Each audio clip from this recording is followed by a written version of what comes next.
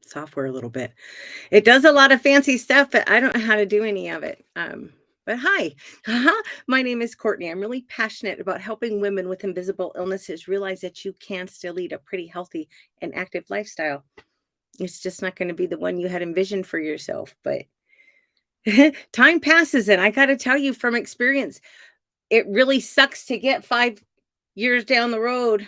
I can't say 10, thank God, but to get 5 years down the road and look back and say, wow, I've done nothing to improve my situation. I spent many years very severely depressed when I was first diagnosed. And it's kind of funny because I only knew about the fibromyalgia for a long time. And that was what sent me into this really severe depression because I couldn't see anything to look forward to. All I could see in my future was pain and medication. And I was like, God, that's no way to live. It's not any way to live. But oh God, I lost my point. That was quick, y'all. It's been a day. It hasn't been a bad day. It really hasn't. But I had my Botox migraine treatment yesterday morning, and unfortunately, it's really common for that to give you a headache. So your migraine treatment can give you a headache. Ain't that a load of anyway? You know what's really good for fibromyalgia and frankly for a whole slew of other things that might ail you? Yoga. I have a love-hate relationship with yoga. I do. I love how yoga when I can, find the discipline to do yoga, I really do enjoy it. It makes my body feel so much better, but it's not I don't enjoy the practice. I enjoy what the benefits do for me. I that didn't word that well, but you get my point. I enjoy the benefits tremendously, but the practice itself, it's just not it's not my thing. I wish it was. I really do. I wish I liked it more, but I really need to add yoga into my routine. And I am fortunate enough to only have a 9-month job. So I'm off work. It's the perfect time to bring this into my regular workout habit. I am, if you follow me on Twitter, you know, I am really, really, really disciplined when it comes to my fitness, as long as it's something I enjoy doing. I am not very disciplined when it comes to yoga or weights. We'll talk about weights another time. Anyway, 7 reasons. There's a lot more than 7 reasons, but here are 7 reasons that you should be doing yoga. This information is from lifehack.org. Number 1, it's a great workout. And the coolest thing about yoga is that it's adaptable to any fitness level. There's plenty of chair yoga out there. So if you can't get up and move around, somebody out there has got your back, and there's a yoga, there's something that you can do. Number 2, I think this is really important for people who have health issues, but I also think we're kind of I think we have a different I think we have a really different awareness of our bodies and a different relationship with our bodies than healthy people do. But yoga can get you in touch with your body. It increases your strength, your balance, your flexibility, and regular practice. It gets you really tuned into what's going on. Now, when I said that I have a love-hate relationship with yoga, I really meant it. I will go on these, I guess, binges where I'll do yoga every day for a month or 2 months or 3 months. And it's like, oh my God, I feel amazing. Why do I ever stop? But then life happens, things come up, and the yoga falls by the wayside. But when I do practice regularly, I mean, I can tell to the point of, oh, I mean, like I'll know often that my hips are out, but I can't tell exactly which is what's rotated which direction. But when I do a lot of yoga, I get tuned in enough. It's like, oh, okay, I think it's my right side. And I'm learning how to adapt to that. So why the hell do I ever quit? Right? I don't know. I don't know. Number 3, and this is really important because in the Western world, this is an issue for everybody. Yoga improves your breathing.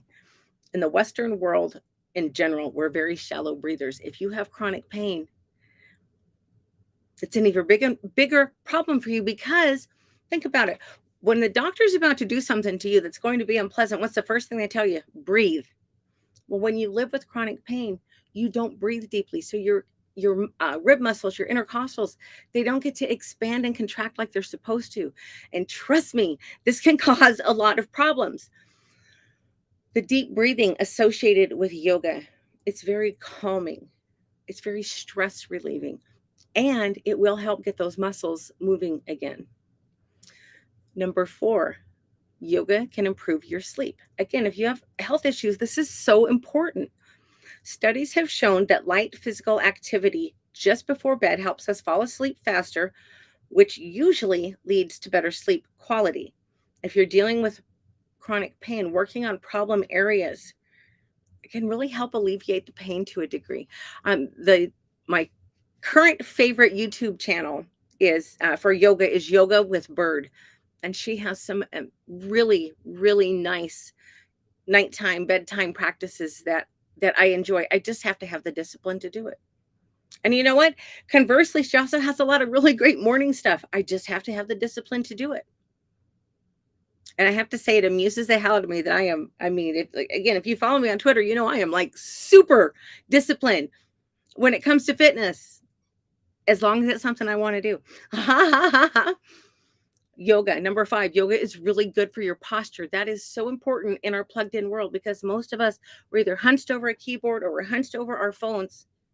A few years ago, gosh, it was more than a few years ago. It's quite a few years ago now. But anyway, I saw these posters around town of these 2 young ladies. It was an advertisement, and they were attractive and well dressed because it was an advertisement. But one of them, her posture, I wanted so bad to reach into that picture and just grab her shoulders and roll them down and back. But yoga is really good. It'll open all this up. Now, I broke my left shoulder. I'm not even going to guess how many years ago, a long damn time ago. But I broke the ball. So there's scar tissue inside that ball and socket, which causes me a ton of problems. But you know what? When I do yoga regularly, I don't have, it opens up the shoulder. It opens up the pecs through here. It opens up the back of my neck. And it's a great pain reliever. Again, it takes regular practice. It's not like a one and done. Damn it. It's not even a one and hey, I feel so much better. But well, sometimes it is, I'll be honest, but that's not, for me, that's not real common for it to be a one and, oh my God, I feel so much better. But it's really important to work on all those muscles and all your posture muscles. I have so many neck and shoulder and upper back problems. You don't want that. And they told me, I asked a doctor a few years ago, why do I have all these problems? And she said, you want me to be honest with you? And I said, yes. And she said, you're top heavy and you have crappy posture. It's like, oh, well, okay, she's right. But you know what would help that? More yoga. Excuse me. Reason number 6 why you should try yoga. It's really good for your emotional strength as well as your physical. Yoga forces you to be in the moment. I know we hear people talk about that a lot, and you may not really understand it, but if you're on one foot and you're all contorted into this really strange position, you've got to focus or you're going to fall on your ass. So yoga forces you to be present. Most, if not all, all that I've done, most yoga practices will end with some form of meditation. It's usually only a couple of minutes. Excuse me, but that's going to help clear your mind. It alleviates stress and it improves your mental health. And what I also found interesting, and another reason why I really need to get more dedicated to my yoga practice, there's a great book out called The Body Keeps the Score, and it's by a man named Bessel van der Kolk. I think I said that right. But the book is about dealing with unresolved emotional trauma. Specifically, he talks a lot about veterans and post-traumatic stress disorder. And yoga is something he highly recommends for emotional trauma. Here's a quote from Bessel van der Kolk. But in the end, people need to own their bodies. They need to own their physical experiences. And in order to overcome your trauma, it needs to be safe to go inside and to experience yourself. When I can get into yoga, which isn't always, I'm going to be real honest with you guys, but when I can get really into yoga, I feel this just incredible calm come over me, and most of my anxiety just melts away. And I always feel very connected to God and very grateful that He brought me to my mat again. But I really need to get more disciplined with this. It's so good for you. And yeah, keep in mind, 7 reasons doesn't even scratch the surface. There's tons of good reasons why you should be doing yoga. But number 7 reason why you should be doing yoga that we're going to cover tonight, it's a form of moving meditation. And meditation truly can change your life for the better. You have, excuse me, we lead such insanely busy lives. Plus, we're always plugged in. We always have an electronic device. And we didn't evolve to be just constantly bombarded with information. You have to allow your mind some quiet time to process all this craziness around you. And if you have chronic health issues, you need to have that quiet time to just let all that stress go, to let it melt away, even if it only lasts a couple of breaths at first.